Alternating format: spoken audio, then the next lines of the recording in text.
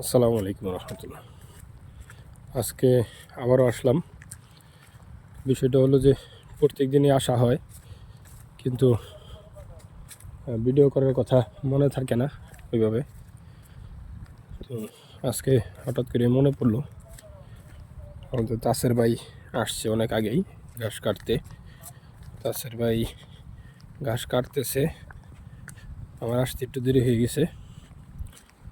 তো আমাদের এই এই কর্নার থেকে হইলো আমাদের জমি শুরু। এই জমিটা কাটা শেষ হয়েছে গত পরশুদিন।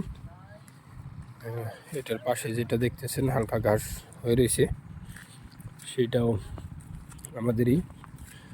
ওইটা এর আগে কাটছি, ওইটার মধ্যে জাম্বু লাগানো আছে আর এটার মধ্যে কাটিং। ওইটা অবশ্য বোনা ঘাস। এই যে আমাদের তাসের ভাই ঘাস কাটতেছে। এখন ইনশাল্লাহ আমিও কাটা শুরু করব।